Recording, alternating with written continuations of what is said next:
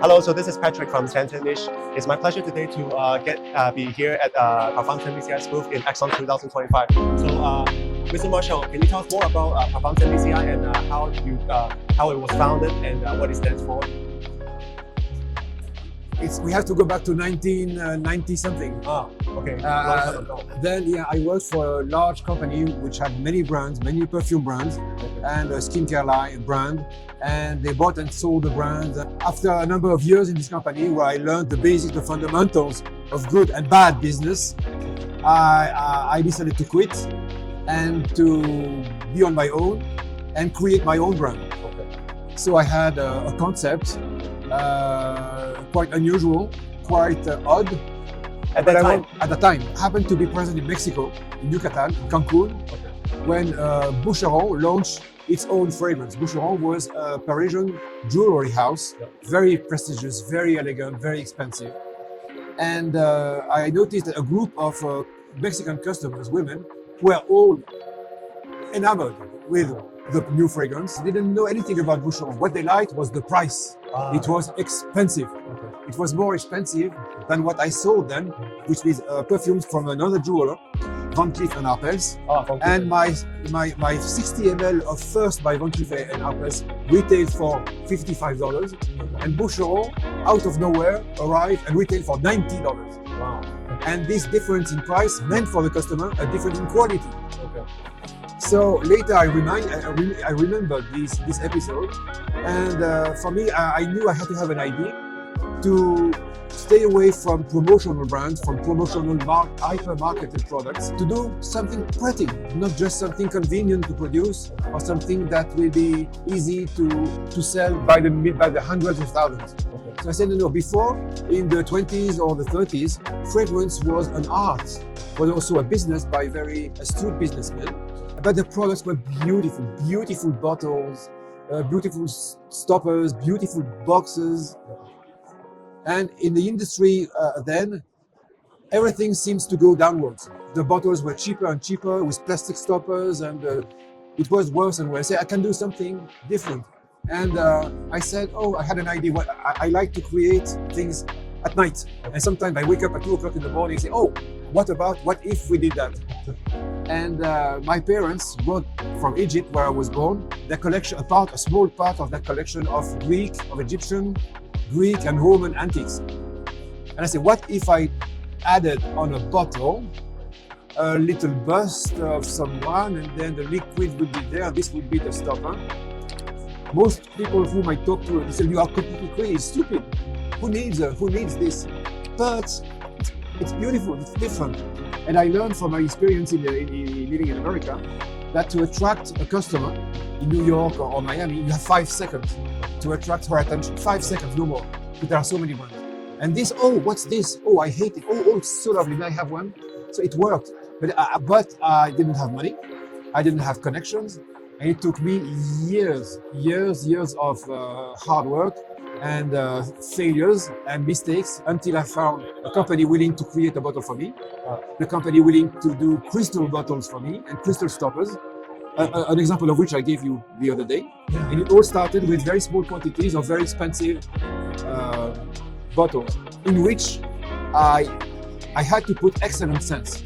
Then in 2004, 2005, I had bottles, and I had met 2 perfumers who saved my life. The first one was Pierre Bourdon. Pierre Bourdon is the creator of Ambre Topkapi. We received samples, it was in Miami, and we said, I like this one. And we tested our neighbors. To the north, we had Swedish neighbors. To the south of our house, we had Brazilian neighbors. And they all say, this one is good. And I still have it. It is still one of our best sellers. It's Ambre Topkapi. So when I like something, including my lovely wife, it's forever. And for the fragrances I choose only those I like, those I deem are well crafted enough, and not hastily produced by someone who has to deliver 15 masterpieces next week. It takes time. You cannot, perfumers are engineers and artists. How many masterpieces can an artist produce every year? Not a lot. Inspiration comes and goes. And I was lucky enough to be in contact with some of the best at their best. And for example, Francis Kurkdjian gave me 3 fragrances that are still part of the collection. We have Promesse de l'Aube, Rose de Siwa, one of the best roses on the planet, and Enlèvement au Sérail. Yep. And they are classics. I don't like trends. I have been approached by people who told me what sells well these days. I say, come on. I don't need that. I want to do the opposite of what sells best. May I ask you a question? So when they created Parfums Rose de Siwa, it was back in 2006. Yeah. So it was even before Francis Kurkdjian had the first brand. And the niche fragrances, the term does not exist. So because as I recall, Francis Kurkdjian had his first Maison Francis Kurkdjian founded in 2008. So it was 2 years after. In 2006, or I think it's around 2006, Francis invited me for lunch near Takasago, where he was a perfumer. So we start lunch, and he asked me how is business. I said, wait. During lunch, I said, Francis, I am not a perfumer. I am not a nose. I am a nobody. You're a star. Why don't you create your own brand? And this was in 2006. He has been extremely kind to me, very patient, and he has been wonderful. You need to meet nice people. It's important. And the luck had it, I came across his path. So for most of the perfumers you work with, they only become popular in the recent years. So when you first, for example, Francis Kurkdjian, when you first worked with her for Xiu she wasn't so popular. So what's your criteria when picking about Cécile Zarokian? I became a little known in the business, and just a little known. Yeah.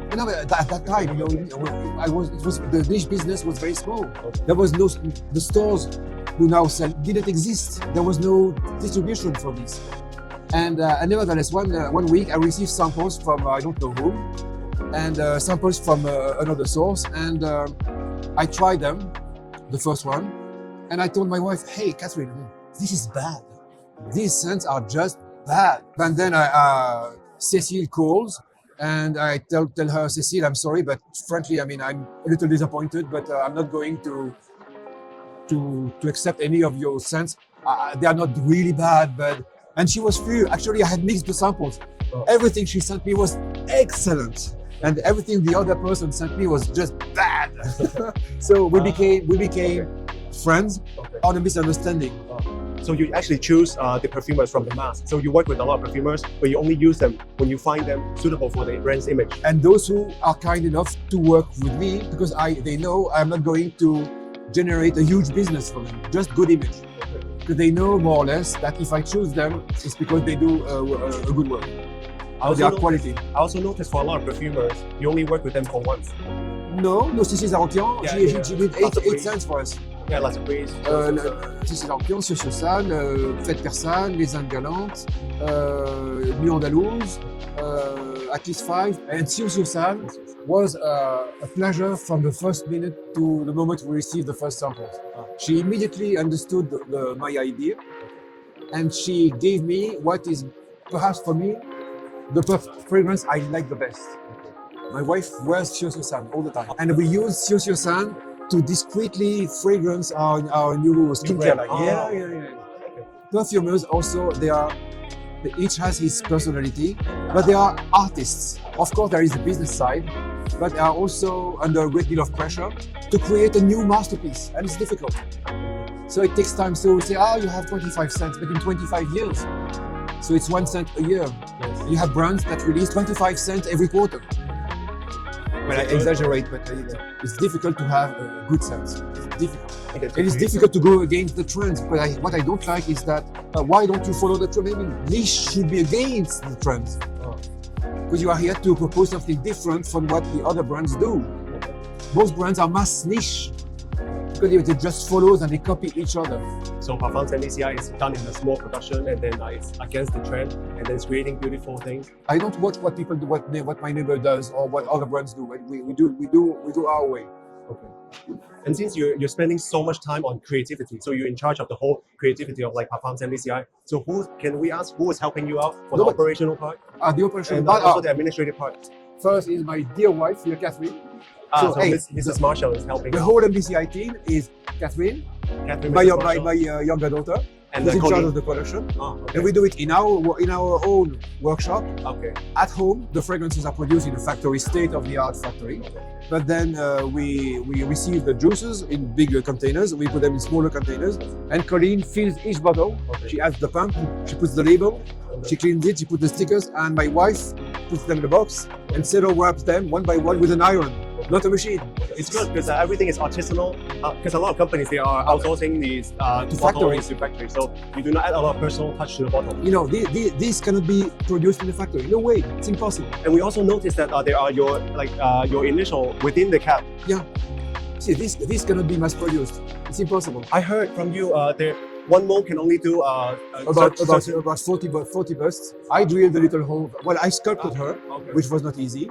And then I have to assemble. So this cannot be mass produced. We are small and we intend to remain small, which is unusual. But at my age, I don't need more. I don't want to be bothered by production issues, by staff issues. It's not a matter of money. It's a way of life. I like to create stuff. I like, for example, this bottle. This is the other collection called Silk Road collection, right? Yeah, actually, everything I did started with something that is in my house or in my head because it was in my house, or in books that were in my parents' house. It's all here. I have a library in my head. And my parents brought from Egypt also a small part of their Turkish silverware. Okay. And I kind of developed a taste for Turkish designs. Okay. And this is inspired by 16th century Turkish velvet. Wow. So I conceived this pattern and we end up with a nice bottle. And it's the material platinum. plated. Okay. Or gold plated for the ladies, it will for be the ladies, gold yes. plated, and then for men. It will be So platinum. why do I do that? Because I enjoy the process of creating. We also noticed the cap for the ladies Silk Road has been changed to colors, right? Yes. It's a new Yeah. packaging. No, because during the COVID, Okay. our supplier Okay. of stoppers Okay. disappeared. Wow. And I had to find another supplier. So this is the new cap. It's just a transitory cap. Will We be, will return to okay. Zamac cap in a few months when we are ready. But this actually, it was a lovely, pretty Yep. solution. Yep.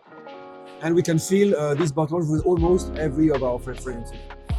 We are very flexible Okay. and I can do whatever I want. It's also a challenge to do a platinum plate on the bottle, right? Because sometimes it's not even. That's the job of the decorator. It's silk screened.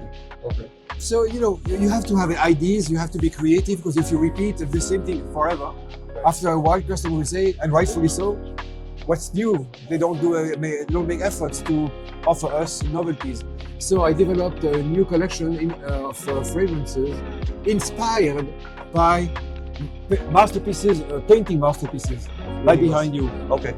Paintings that are in the Louvre Museum or in other museums. So you have Mr. Cerizia, you have Lemay. So you see, this is it's a beautiful painting, which is in the Louvre Museum, showing a woman with her kid. So this is Mr. Cerizia, and this is his wife. Both were painted after the revolution, during the French Revolution, Jack Louis Davis. by a painter called Louis David, and David was compromised with the worst criminals of the French Revolution, with the most bloodthirsty. So he was about to lose his head also, and he took refuge far from Paris at his brother's-in-law house. And to thank him for saving his life, he painted him. That's his brother-in-law, painted by David. And then he painted his lovely wife. It's beautiful. When I go to the Louvre, I meet the couple, I almost cry, and it's so moving for me. Because you know the story. Because we know the story. I asked some perfumers to create a fragrance inspired, but really, by this specific painting, which in the Louvre Museum, on the wall to the right of the Mona Lisa, in the same room. So everybody looks and stares and shoots the Mona Lisa by Leonardo da Vinci, and nobody looks at L'Homme It's Gentleman by the Titian, painted in 1527. It's extraordinary because one of the first paintings of that kind where the sitter shows an emotion. Okay. It's not just a rigid figure of a portrait. Something happens here. Okay. So in the fragrance, in the scent too, something happens when you smell it. Okay. It's a fantastic creation. But you have to invent to create stuff, to create things. Okay. It's good to thank you so much for your time. Just before we ask the last question, I have a question for Colleen. So what is your favorite? Because you do smell these fragrances a lot since you're young, right? Can you share which one is your favorite creations and why? My favorite is Ungallant because I love vanilla perfume, and it's the most vanilla floral, so I really like them. Les Galants by Cécile Dardian. I mean, frankly, she has always delivered incredible scents for us. So it's not only for people with a mature age, it's also good for. Yeah. It's also good for. And I have nothing against old people. So everybody now goes for the young, the teenagers, and they do girly scents that smell of caramel, sugary scents, vanilla. And come on, wait, the world has too many of them. So I prefer really classical French fragrances. So thank you so much for taking time. Thank you so much, Thank you, Patrick. Mr. Marchal, and thank you, Chloe. Thank you for the great job. You're great.